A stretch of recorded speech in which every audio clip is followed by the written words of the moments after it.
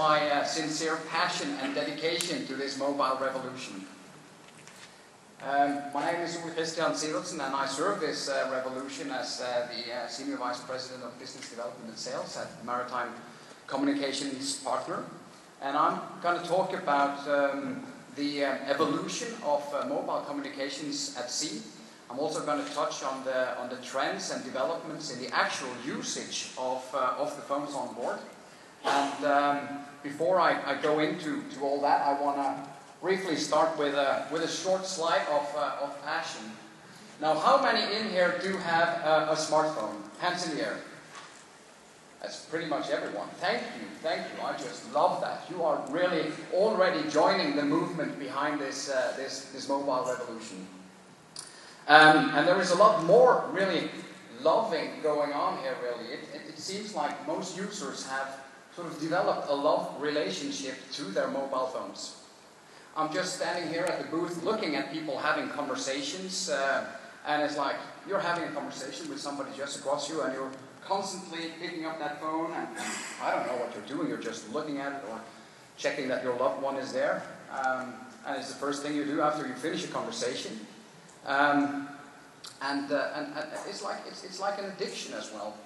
It's growing into such a strong addiction that there is actually now a word for it. Nomophobia, the word is. That's short for no mobile phone phobia. That's a fear of being without your mobile phone. A recent study in the UK revealed, where they studied this, revealed that 58% of men actually had this nomophobia.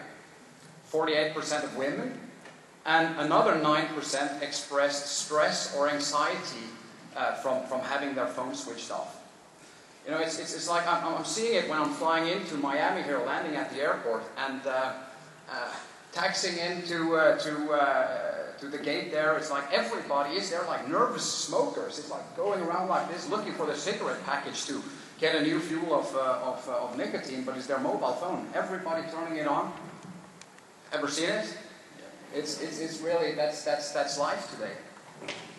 I actually even have a neighbor who has to, they have to select their holiday location based on availability of internet and Facebook, unless their daughters won't go with them. So it's like, it's really starting to change our life.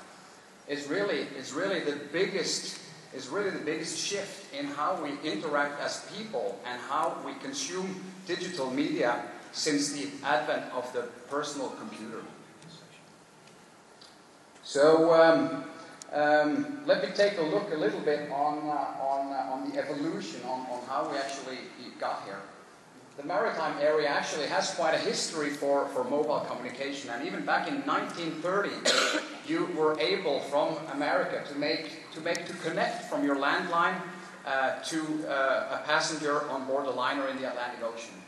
And everybody is talking about pricing, and back then I can tell you it was fairly expensive. The airtime cost back then was, you know, in $2,000 values, around $92.50 US per minute. Expensive? Well, it's really something that has evolved. So mobile phones, as a general, started to get developed in the 1940s. We didn't see much of the cell phones that we know today until somewhere in the 1970s. The first cellular networks were introduced in 1978, and GSM and 2G technology and the technologies that we're used to today, they really started only in the 1990s. For the maritime area, MCP started in 2002 to look into how can we get this GSM and CDMA equipped on the vessels at sea. So it's only since 2004 that we had the first actual call from a cell phone on board a ship. Was from Stena, Scandinavia, over in the Nordics. So by then installing a digital mobile phone system on board these vessels, and installing a distributed antenna system, and allowing the mobile communication over GSM and CDMA to connect over the satellite, passengers were able to use their phone on board more or less like at home since 2004. So, where are we today with mobile phones? So the worldwide adoption rate of mobile phones, that's like, you know, it's most developed areas is more than 100%. It's like people's got more than one phone, many people. And as Vincent mentioned, it's like smartphones is really taking off. 48% now. Back in December 2011, it was at 42% for the US. It was at 44% for Europe. Now it's in the US 48, and in Europe it's past 50%, and it's just continuing to grow. It's taken 6 years for smartphones to grow to that level of adoption. The tablets that we see today, they've grown to the same level of adoption as the smartphones in less than 2 years. So technology is just, and think about it, just think about it, is these mobile phones, they have a better internet access when you're accessing it from here than you share with all the passengers on board the vessel today. So it's really going to affect the cruise industry.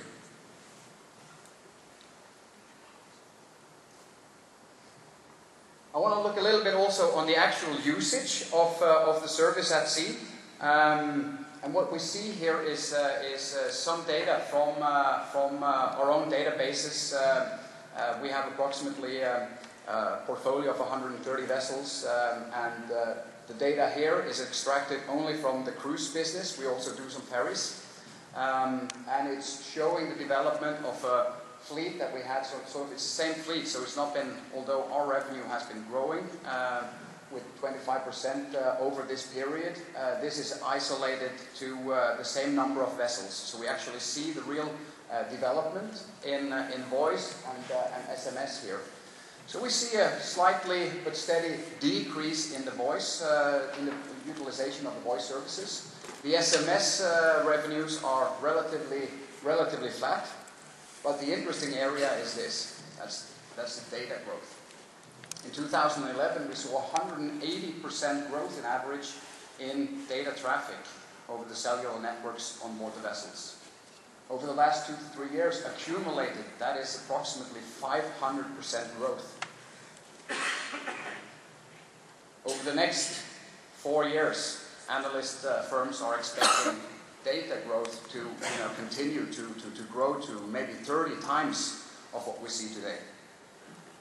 So it's like this is really a revolution in terms of how we utilize our systems and devices and how we communicate.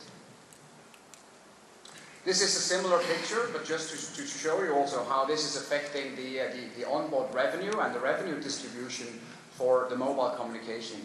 So in the same period here, we see that data has gone from being an insignificant part to now being close to 50% of the revenue represented by these mobile services on board.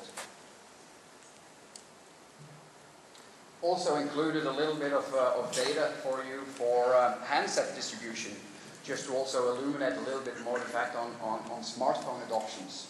And we hear certain cruise lines, they say they've done some surveys on board and seeing close to 80% smartphone penetration. And Apple is leading the pack here, and it's really taking off.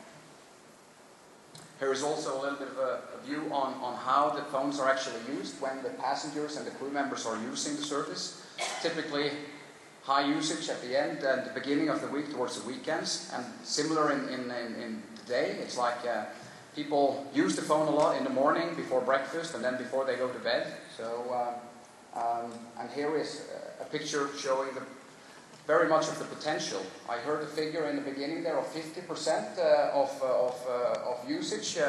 What we actually see is out of the total capacity of the vessels, which is the 100% here, 80% has a mobile phone with them on board, 70% are connected to the system, but only 30% actually pay for one or more services.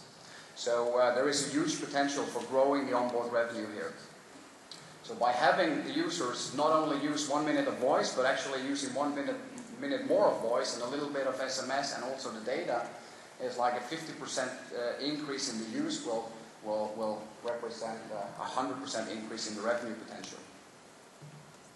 So future, what lies ahead?